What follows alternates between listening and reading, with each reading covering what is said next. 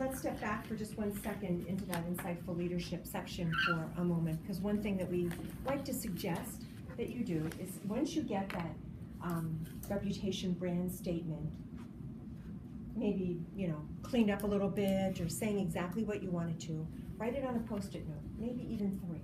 Stick one on your bathroom mirror, one on the dashboard of your car, one somewhere in your office or your workspace, just as reminders of who you are, what are the really special good qualities about you that you want to keep reminding yourself of, because we don't always every day have a really good day. And that statement can be just what you need to give you the boost you need to say, yeah, I am really good at this. I know how to be the leader or the supervisor that I know I am. There may even be a situation where you need that reminder when you walk out of a meeting or an interaction with an individual, and maybe you didn't give it your best. Or maybe you're really proud of how good that conversation went. And so this little reminder can just be what puts you back on track, or what gives you the little boost that you need to show up at the next encounter using all of the great qualities that you bring to that relationship. Okay? Just a little suggestion on how you can use that and keep in front of you all the time. Let's move to trusted relationships. As we move around the compass now, we went from that me, learning more about ourselves, having that personal insight, to the we. Now, how do we use that personal insight to actually develop better relationships with the individuals that report to us, the peers that are so critical to our success, and even managing up, which we have to be able to do effectively as well. So Herschel's now gone from me to we as a new manager. He's always been able to manage himself well in the work that he does. He's always been able to contribute in a very effective manner and capitalize on the skills and knowledge and wisdom that he brings to the role that he has. Now he has to work on inspiring, motivating others. He has to get work done through other people.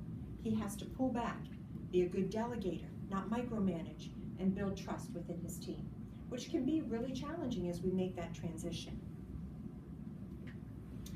We have to remember that a team is not just a group of people that happen to work together.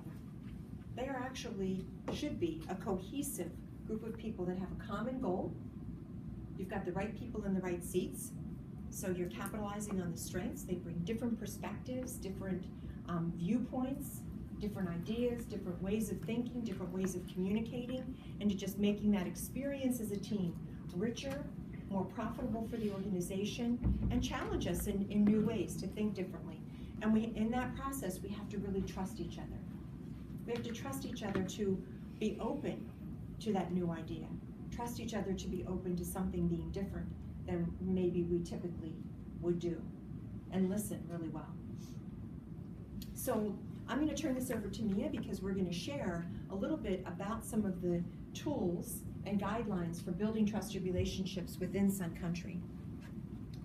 So now that we're in this quadrant of trusted relationships, a really important definition is not just demonstrating and showing to you what building trusted relationships means, but also demonstrating and showing to you what it does not mean. So one of the things you'll see in the quadrant on our competency and culture compass model is following the golden rule. We all know what the golden rule is: treating others as the way we would like to ourselves be treated.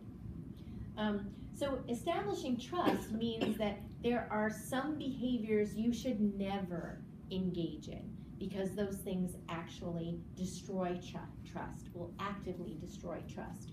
And they're important for us to also talk about because, like many companies, they also happen to be zero tolerance behaviors. And when the golden rule is not being followed, it is very serious. In fact, we're going to do an exercise later where we all can really think about times when we've worked in places where the golden rule was being followed and when the golden rule was not being followed. And engaging in behaviors that break the golden rule, many of them for us are zero tolerance behaviors. Disrespecting others, bullying others in the workplace, engaging in sexual harassment, harassment that would put at risk someone's personal safety, stalking is an example of this, or discrimination. Discrimination means behaving negatively toward disrespecting or not providing opportunities to a protected class. Women are a protected class. Those with disabilities are a protected class. Also protected are those who are of a different religions, sexual preferences, for example. It's important for us to define these because sometimes as a boss or a manager, if you're someone like Herschel, who's gone from being a great individual contributor to a boss, you think to yourself, what exactly are these things? No one's ever told me or directly described to me what, for example, workplace bullying is.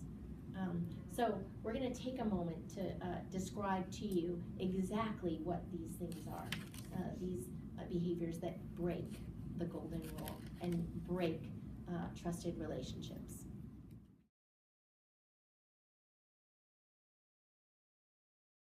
Trust in an organization. Did you raise your hand? No. Yes, you did. What were you thinking? Things are just seamless. It's works really well together. Yeah, things are just going well. People know their place and get the job done. There's productivity. Productivity, right. What else? Collaboration. Collaboration. How does it feel? Positive. Positive? Comfortable? I feel like part of the Less team. stress.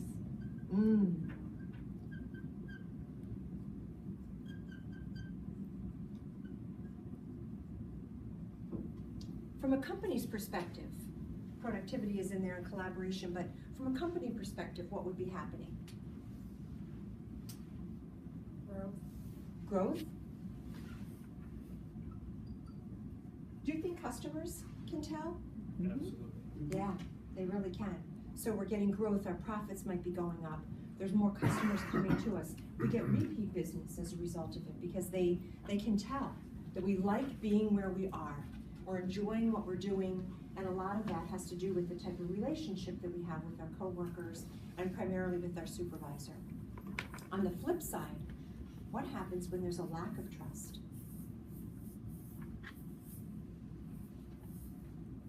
Stagnation. Stagnation, right. And what causes the stagnation?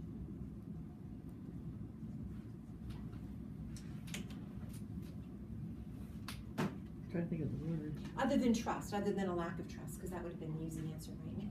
But it's the conflict within. Yeah, there's conflict, Fear. fear, People stop sharing ideas. exactly. Yeah, because what are you afraid of? Retribution. Retribution. Maybe you're afraid my great idea is going to get stolen and somebody else is going to get credit for it, or, yeah.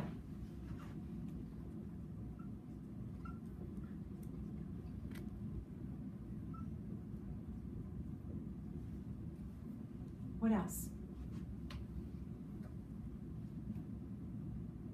How does it feel? Negative. Negative.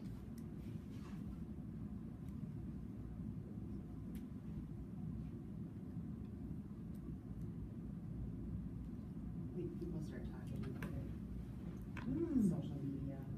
Oh, so it maybe even destroys the brand in a way, because now we can tweet.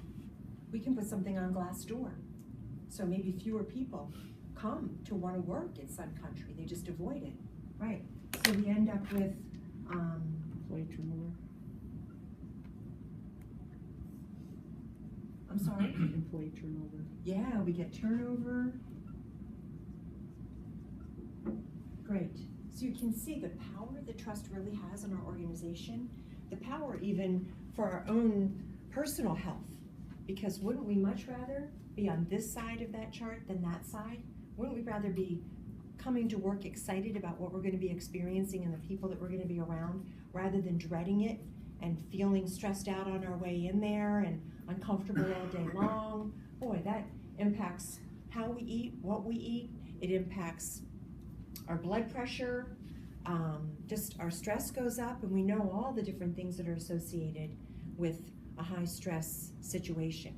So whatever we can do as supervisors, because as supervisors, we have an amazing amount of power to help create, build, grow, develop, and then have it sustain itself, that trusting relationship. We do have the power to create that, and then, let it thrive at the same time. I think we're gonna move on because we're having technology Okay. issues. And then, like I mentioned before, there will be a manager's page on SYI and we'll add these videos to it. I just wanna, sorry to interrupt, Margaret, but I just wanted to add a couple of things and say that, the content of these videos is talking about the disrespectful behaviors that are more subtle. And the reason that's important is because if we showed you a video of personal safety harassment and you saw people, socking each other or even pushing each other, that would be laughable around here. I mean, we don't do that to each other. But it's the more kind of subtle things that we are trying to show.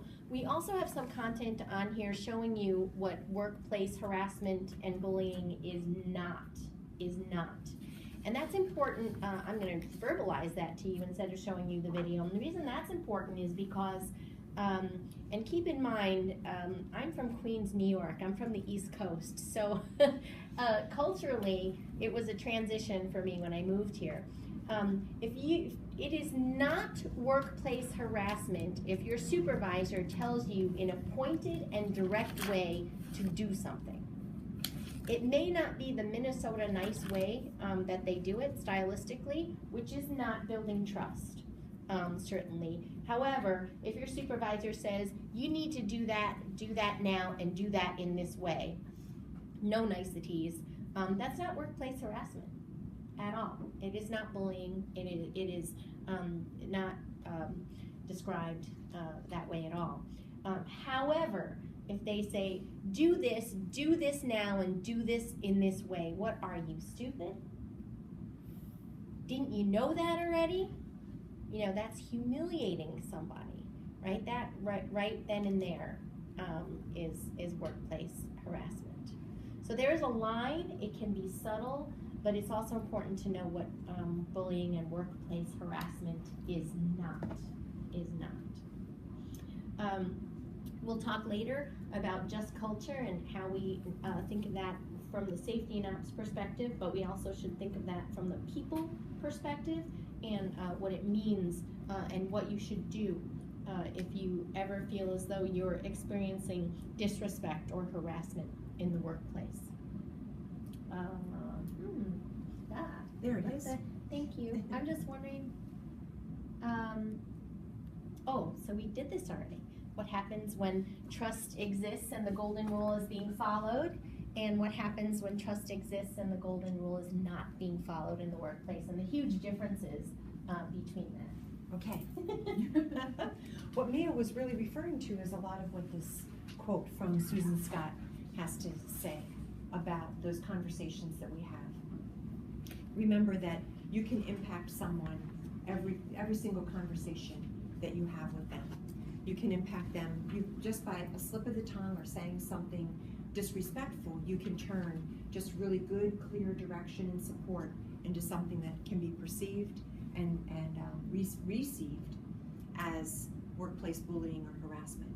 But know that you have the opportunity with every single conversation that you have to change the relationship and to create a more trusting situation within your organization. So be thinking about how you manage those conversations within your team. And this is what Herschel's thinking about, like, oh gosh, now I'm the boss, and now I have to really be considering those conversations that I'm having, preparing properly for that one-on-one, those feedback sessions that I plan on giving. And feedback is really a critical component of what we do as supervisors.